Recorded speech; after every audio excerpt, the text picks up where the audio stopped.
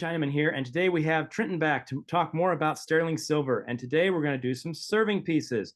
Trenton, are you there? I am, and Happy New Year. Happy New Year to you too. Let's take a look at these pieces we're going to look at today. There is a picture here for you of the 5 pieces we're going to look at. And let's take a look. These are going to be interesting. Look at the first piece here. And this is the longest piece. You can see the measurement now. The measurement is approximately 10 1/8. What is this, Trenton? That is an ice cream slice, of course. For ice cream in the turn of the 20th century, you didn't go to Publix or Safeway and buy a bunch of ice cream. You made it, and it would come out in blocks, and people would slice it to serve it. It was, believe it or not, somewhat of a delicacy. And if you'll notice the wide nature of that blade, it lets you get into the ice cream and serve a nice amount of it.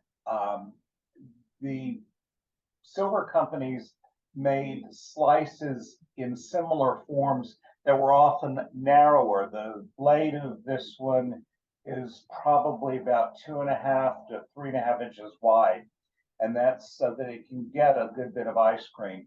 You'll see narrower blades, and those would be more for fish slices, which I'm sure we'll talk about in future episodes. Nowadays, unless the silver police are coming to dinner, you can use this for mousses. I've even seen people use it for, dare I say, lasagna. It's the days of everything being rigid or not so much, and if you have it, you might as well enjoy and use it. All right, so here's a little question for you on this one. I have seen a copy of a catalog for this pattern. Again, this is the Lucerne pattern by Wallace, the same pattern we used last time. And in there, it says exactly what you say, that the piece is an ice cream server. If you go to replacements.com, though, they have this down as a poached egg server. Normally, they're pretty reliable, but what's going on here? Are they similar? Is there a way to tell a difference? Can you shed some light? You're exactly right. They're excellent. And it's a couple of possibilities. I'm still testifying that it is indeed an ice cream slice. That's my story, and I'm sticking to it. However, I think we talked about last time, the manufacturers were not always consistent in their catalogs that they produced. So it's quite possible that a catalog has been produced by Wallace calling that a poached egg server. I disagree. I've seen poached egg servers, and they tend to have a bit of a bowl and are almost kidney shaped. And if you imagine getting a poached egg out of the water, you would want something that you could actually scoop it out of. And the flatness of this particular ice cream slice is such that it would be very difficult to get a poached egg out of any serving dish. So I respectfully disagree with that, and so that's I will do. And I've seen poached egg servers, also called oyster servers. And if you think about, oysters, Rockefeller or stewed oysters, the consistency of an oyster and a poached egg are not dissimilar. So you'll want a spoon with a bowl to get it. And then the kidney shape will let you, is more interesting, and it's not as big as the others. Okay, thank you. That sheds a lot of light on that. Let's take a look at our next piece here. You guys can see it right now.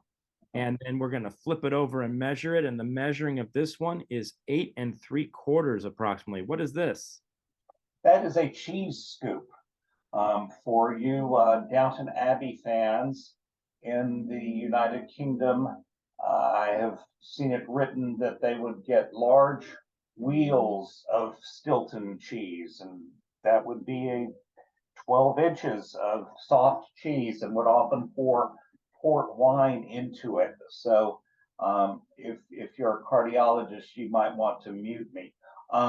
They would pour port wine and stir it up and get it out with the cheese scoop to serve it that way. And it was just a nice way to get the cheese out. I have personally never seen it served like that.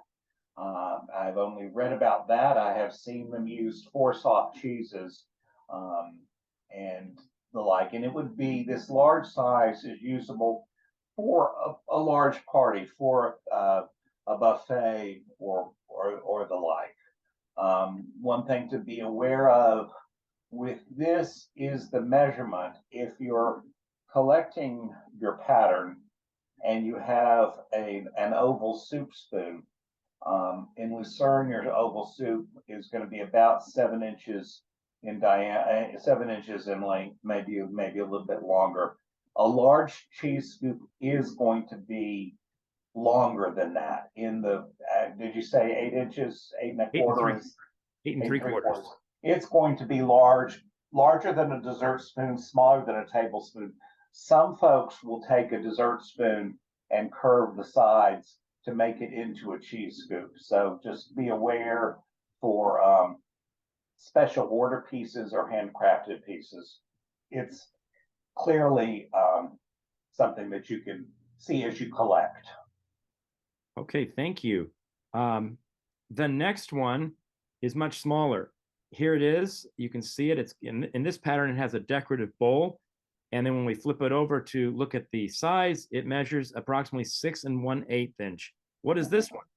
That is a small cheese scoop because they can do that. They just made the smaller size. That would have been for a smaller dinner, not large entertaining, and a smaller wheel, a smaller portion. The texture of the body actually helps the cheese, does not let the cheese adhere to the silver as much, and is decorative and adds to it. The way this picture is shown on both of the cheese scoops, from the photograph, they look perfectly real, not made up by any stretch of the imagination.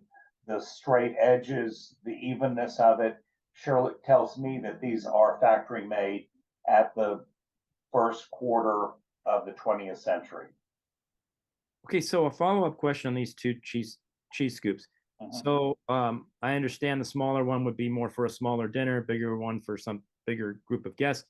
But the bigger one has a loop that goes almost the whole way around. The smaller one is really open. Is there a difference in the cheeses you'd use, or is it just a different style? I think they're different styles and for different cheeses. And you might have a rarer cheese where you would use the smaller one for a large party. That's a mystery. I've never seen anything written as to exactly why. Just they have always been made differently. You can also see mid-19th century American coin silver cheese scoops that are almost tubular, that are even more tighter in terms of the opening than the large one here. And I've never quite gotten a good answer as to why. I just think that's the way they made them. A great mystery. So okay. There you are. Right. Well, thank you. Our next piece is much smaller. It measures in at 5 inches. Here's a look at the front. And then as you see, the measurement of about 5 inches in the back. What's this piece? That is a bonbon or a nut spoon. And it is I'm sure everyone has heard the symbol or the saying, they're having a dinner from soup to nuts. They would pass nuts and people would have the little bonbon or nut server in the dish. So they would serve themselves candies or nuts from that. So everybody was not putting their grubby hands in the bowl of sweets. Later on, you'd see it at formal dinners, but you'll also see it at bridge parties in the certainly in the 50s, the pre-Mad Men era. You'll often see hollowware, which is fancy name for bowls and trays. We'll have a large bonbon dish and then 4 matching dishes. And so when you were having bridge, you would pass it around. and the folks playing bridge would be able to get parts, nuts or candies to enjoy while they were playing bridge and like. But it's cleanliness. I've seen it now used for things like Parmesan cheese.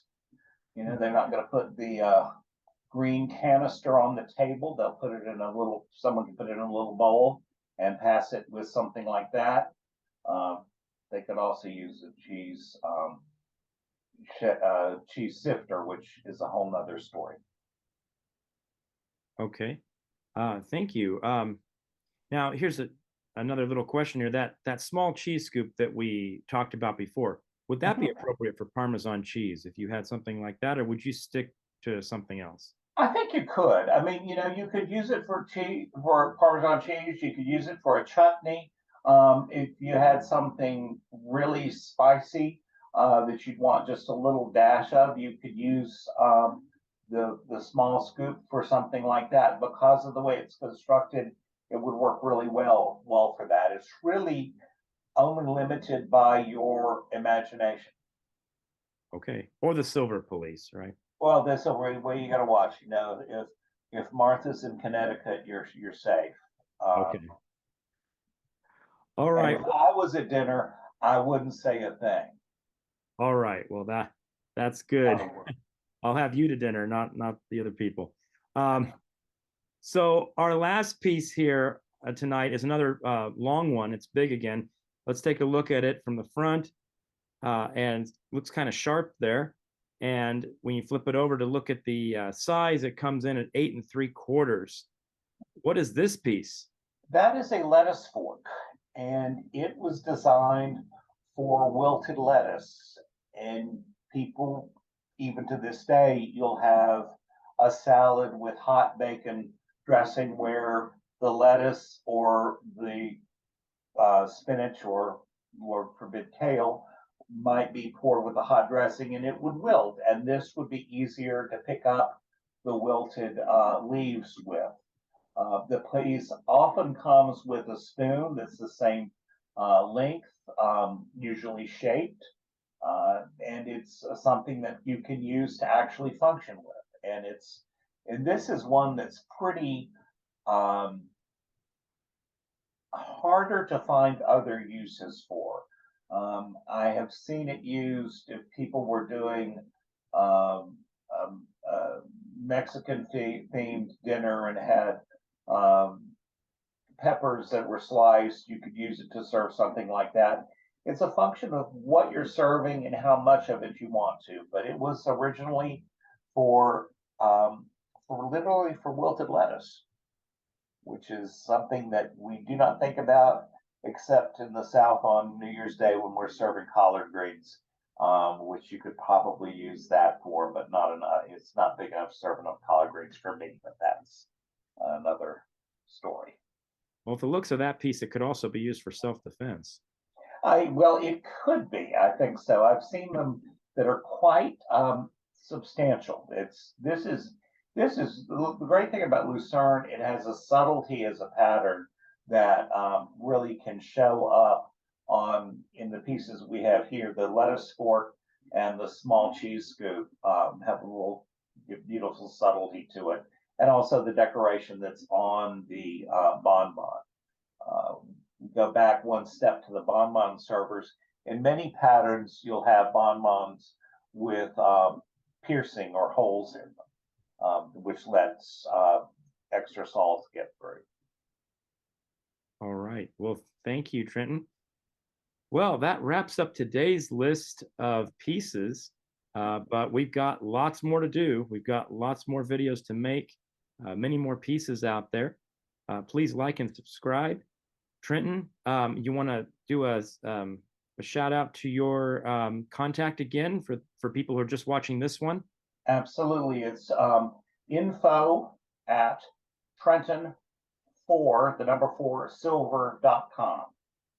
Remember, Trenton can help you find pieces, help you identify, etc., with the different pieces of silver that you're looking for, and other flatware items, not just sterling silver flatware. Right, in hollowware. I've been in the business for over 40 years, so If I don't know it, I know how to find the answer.